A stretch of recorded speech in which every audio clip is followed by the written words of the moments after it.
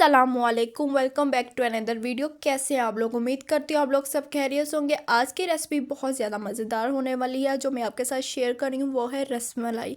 मीठा किसको नहीं पसंद, मीठा सबको पसंद है, लेकिन सिर्फ हमारी जान जाती है बनाने में, क्योंकि हमें लगता है कि मीठे में बहुत ज़्यादा टाइम लगता है बनाते वक्त, लेकिन ऐसा बिल्कुल नहीं है। मैं आपको शॉर्टकट में बताऊंगी। बगैर टाइम वेस्ट किए रेसिपी की तरफ चलते हैं। बिस्मिल्लाहिर्रहमानिर्रहीम।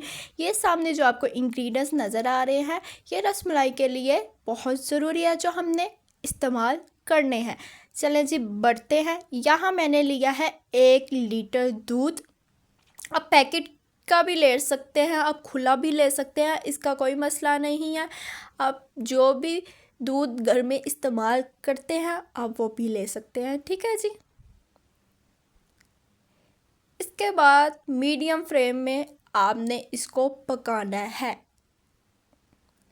ये देखिए, जब तक दूध बॉईल नहीं हो जाता तब तक आपने इसमें कोई चीज़ नहीं डालनी। अच्छे से दूध को बॉईल होने दें। एक उबाले के बाद आपने दूध में चीज़ें ऐड करनी है। आगे मैं आपको बताती जाऊंगी कि क्या ऐड करना है। इतना कोई ज़्यादा मेहनती काम नहीं है, झटपट से तैयार हो जाती है। शॉर्टकट में मैं आपको बता रही हूँ, सिर्फ आपने उसी को फॉलो करना है और वीडियो को पूरा देखा करें बगैर स्किप किए, ताकि आपको मेरी रेसिपी बहुत अच्छे से समझ आए और आपको बनाते वक्त मुश्किल ना हो। ठीक है जी। बार बार चम्मच को दूध में हिलाते रहे ताकि दूध अच्छे से गाढ़ा हो जाए। हमें दूध गाढ़ा चाहिए, ठीक है जी। के बाद 2 टेबलस्पून शुगर के ऐड कर दें। चम्मच की मदद से दूध को हिलाते रहे ताकि हमारी शुगर अच्छे से मिक्स हो जाए, जो अभी हमने ऐड किया है आपके सामने।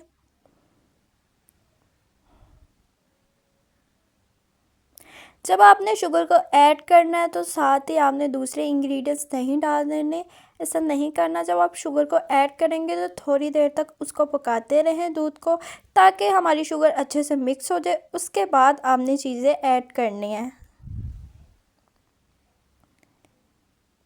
यहाँ ड्राई मिल्क है 2 टेबलस्पून। इसमें मैंने थोड़ा सा दूध डाला था, कच्चा दूध जिसको बोलते हैं, आपने वो ऐड करके इसमें मिक्स करना है। ये देखिए जी,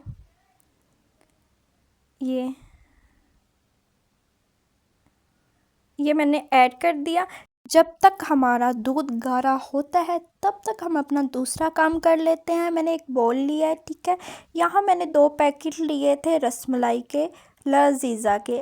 आपको ये किसी भी शॉप, किसी भी जनरल स्टोर से या किसी भी बेकरी से आसानी से मिल जाएगी।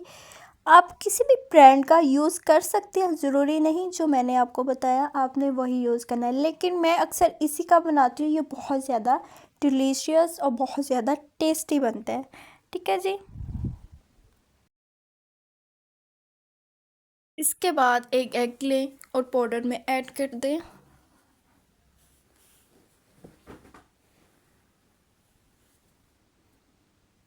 हाथों की मदद से अच्छे से एग को इसमें ऐड करें। 1 टेबलस्पून घी को ऐड कर दें।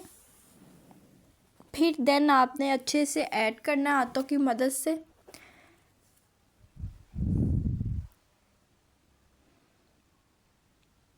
जैसे हम आटे को गूंथते हैं, बिल्कुल ये वैसा ही मेथड है। वैसे ही आपने करना है, चीज़ों का ऐड करके आपने अच्छे से करना है।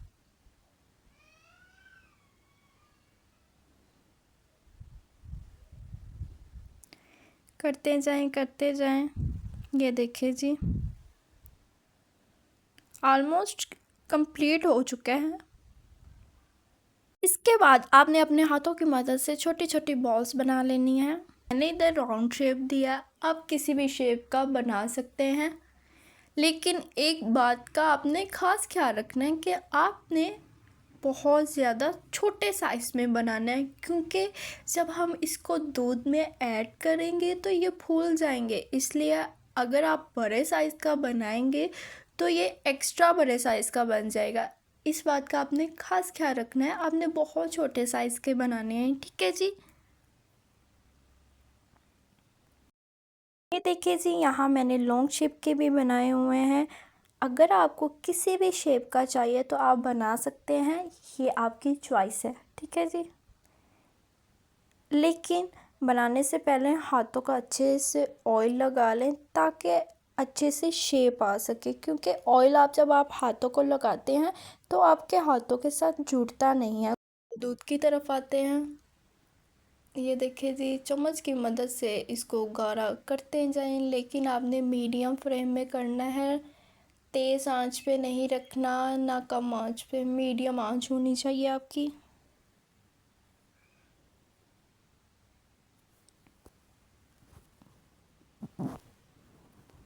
इसके बाद केवड़ा वाटर इस्तेमाल कर रही हूँ 2 ड्रॉप्स, ये खुशबू के लिए होता है। इसके बाद 1 टेबलस्पून इलायची पाउडर।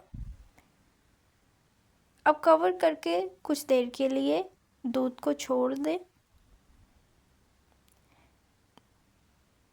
ताकि अच्छे से बॉईल हो जाए, इसकी खुशबू आने लग जाए। केवड़ा वाटर आपको पता है खुशबू के लिए इस्तेमाल किया जाता है। ये फ्लावर्स का बना होता है। के बाद जो शेप हमने बनाई थी रसमलाई की वो इसमें ऐड कर दें।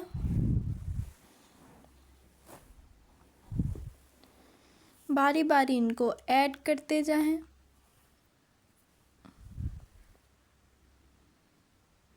ये देखिए आपके सामने।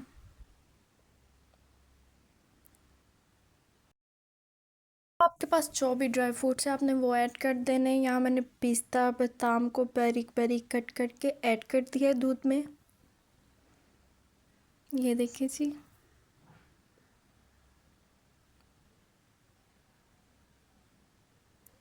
अब चम्मच की मदद से इनको हिलाते रहें और इनकी साइड भी चेंज करते रहें ताकि ये दोनों साइड से पक जाएं।